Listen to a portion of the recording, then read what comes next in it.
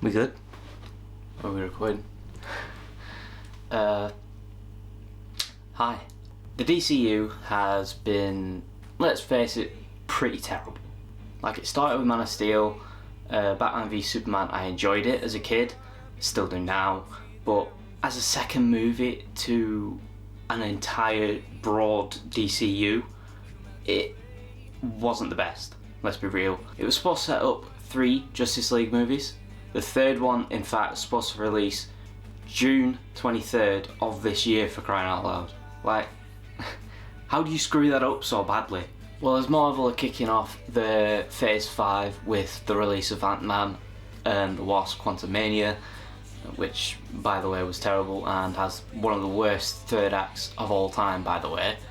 Peter Safran and James Gunn have released their DCEU slate, which includes the likes of The Authority, Swamp Thing, and, of course, Amanda Waller for a TV show. Not even Wonder Woman, Green Lantern, or even, let's face it, a Cyborg movie, which is the one I wanted the most. Honestly, I'm all for James Gunn's work as a writer with all his characters, especially for Guardians of the Galaxy movie that's going to be released later May this year. I don't think people should be giving him hate on all the movies that haven't even been written yet, or even filmed for that matter. So I've been thinking about all this hate people have been giving him and all the stress and backlash from fans. So I thought, why not take my own spin of it, appoint myself as head of DC Studios and write my own DCU character slate.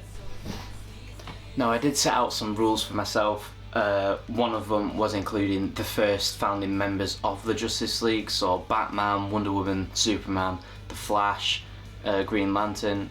I am taking some liberties in that one, including John Stewart, Martian Manhunter and Aquaman.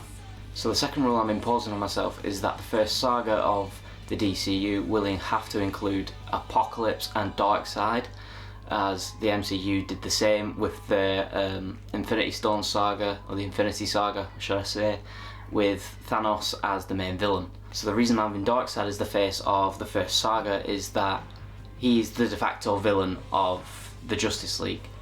I mean, some people could say Starro, or even the Anti-Monitor, or even Barbatos as the new, well, relatively new, Dark Metal comics have shown. And the third and final rule that I imposed on myself is that I had to reset the universe, the DC universe, at some point in the story.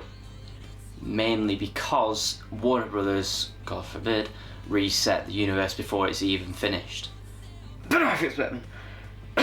So that's all the rules that I've imposed on myself for now. So how about we get into it, shall we? So first off, we have the leader of the Justice League and the leader of this new saga, the Batman, and you will have a movie called Batman Vengeance. So the movie will basically be about Batman in his younger years, where he's 28 years old, roughly around 3 years into his crusade against the crime-ridden Gotham and the corruption inside of Gotham. I wanted to use Gotham as a kind of character in itself, as in the comics and in the Batman animated series from 1992. Gotham is used as its own character, and also in Gotham, the TV show from 2014 as well. Side note, one of my favourite TV series of all time. So the main villains of this movie will be basically Black Mask as the main villain, Deathstroke and Killer Croc. Deathstroke and Killer Croc will be the kind of side villains in this movie, as the Black Mask will be running the scenes behind the show.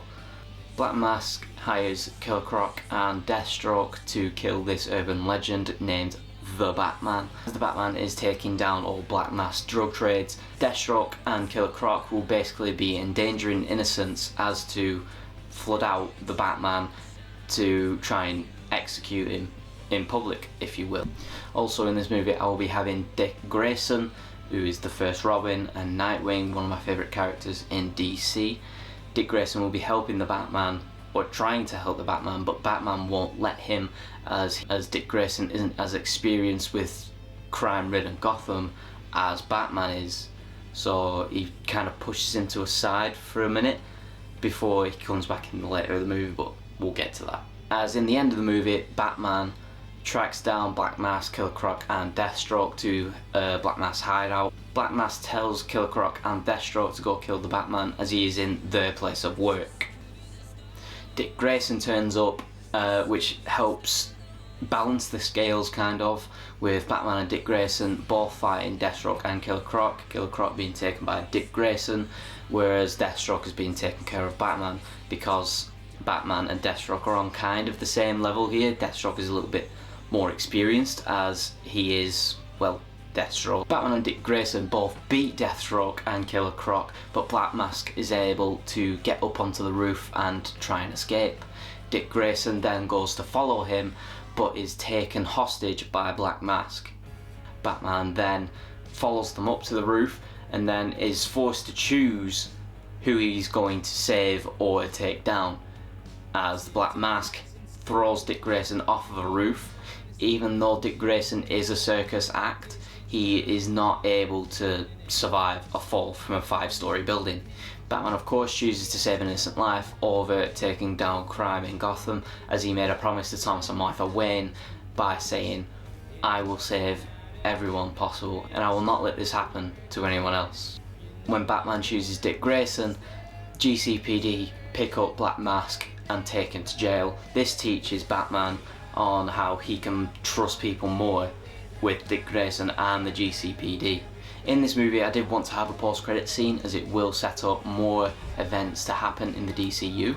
So the post-credit scene of this movie will be Batman trading medical supplies and parts for planes and aircraft vehicles, where he then meets Diana Prince, thus setting up a Wonder Woman movie. The second post-credit scene is of Dick Grayson becoming Robin, and when he goes into town he meets a friend around the same age as him called Victor Stone, who will later become Cyborg. So let me know what you thought of this kind of video. I would love to do similar videos like this in the future with some of the comics that's shown for the Batman.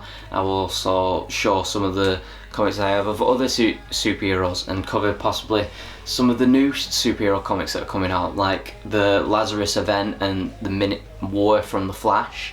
I do have some thoughts on that, but let me know what you think or what you want to see from me in the future. And like, subscribe, comment, all that stuff, and I guess I'll see you in the next one. See you later, guys.